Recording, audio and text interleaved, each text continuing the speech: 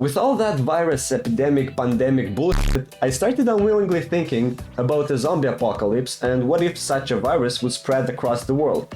Let's be honest, we as a humankind were awfully prepared for that, even though Messiah warned us a few years ago about that. If anything kills over 10 million people in the next few decades, it's most likely to be a highly infectious virus rather than a war. So in order to calm myself, I decided to take the initiative in my hands and prepare for a zombie apocalypse. Hey everyone, my name is Sando and today we're going to train machine learning agents to kill zombies. Let me first show you how the training will take place. At my disposal, I have 3 robots, and each of them has different properties such as movement speed, amount of eyes, and their displacement. And by eyes, I mean lines that on collision with something return the distance to that object they collided with. So something like echolocation, I guess?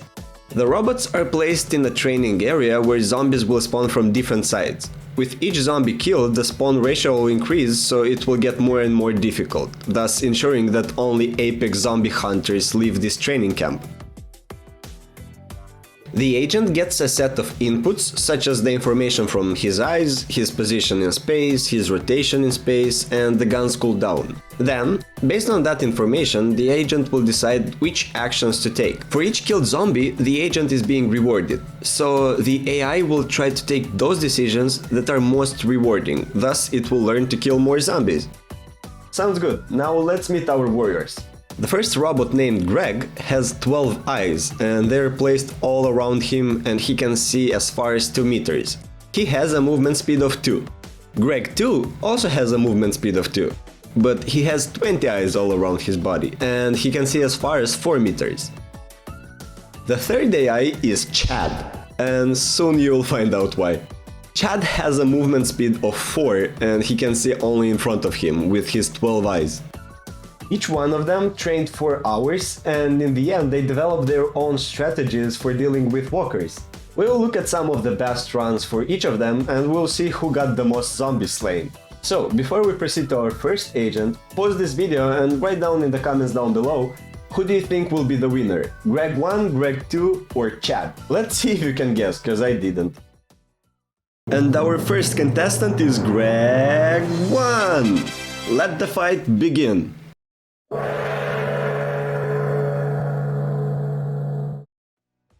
So the fighting started, and as we can see, Greg 1 right off the bat conquered the middle, and he's doing a pretty good job at holding it. His aim is really good, and so far he barely missed a target, but don't forget the fact that the more zombies he kills, the faster they'll spawn, so it will become more and more difficult to protect the middle. And just as I was saying that, it seems he got overwhelmed and killed. The beginning of the second round looks quite similar to the first one, because Greg immediately occupied the middle and it seems like he's not planning on leaving anywhere. He's doing a great job at protecting it now, however, let's wait and see what will happen when there will be more and more zombies attacking him.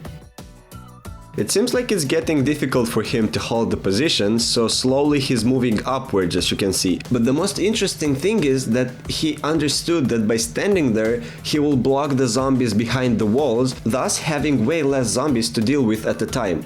The beginning of the third round was quite similar to the previous ones because Greg 1 was going for the middle, but what's interesting is the ending. In this round, Greg 1 demonstrated some extraordinary positioning skills. He was able to dodge the zombies in such a way that the right spawn was almost completely blocked, so he had to only worry about the left one. Well, yeah, in the end he still got overwhelmed, surrounded and killed, but how he got killed? And here comes our second contestant, Greg 2! Let the fight begin!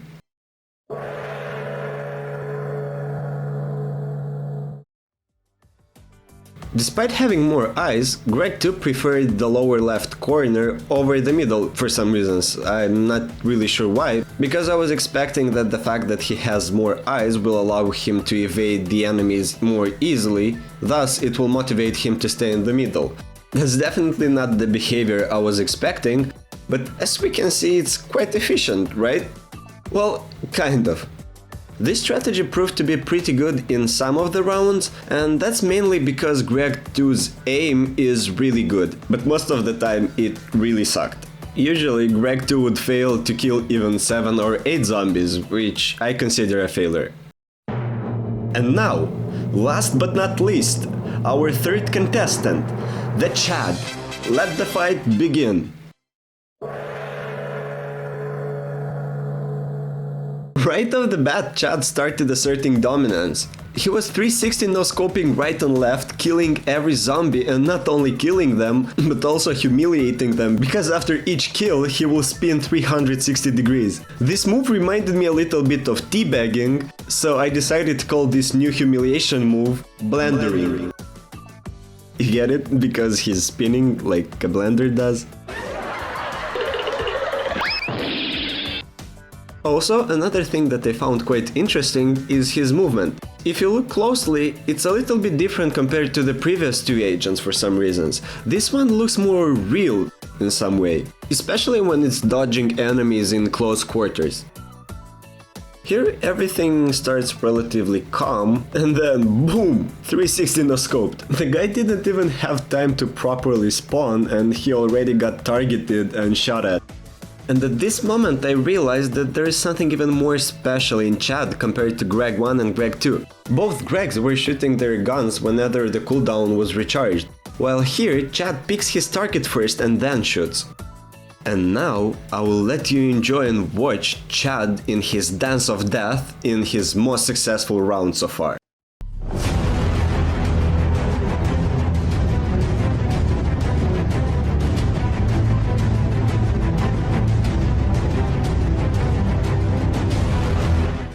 So, the final results are 59 for Greg 1, 43 for Greg 2, and 30 for Chad. Well, my bet was on Chad. I didn't expect that Greg 1 will end up winning, so if your bet was on him, congratulations, you won. I really thought that he would be able to 360 no-scope each one of them, but that's the beauty of machine learning, you never know what to expect. That's it for this video. If you found it entertaining, consider leaving a like and subscribing to the channel. Also, you might want to check my Discord channel. I'll leave the link down in the description below. See you in the next video!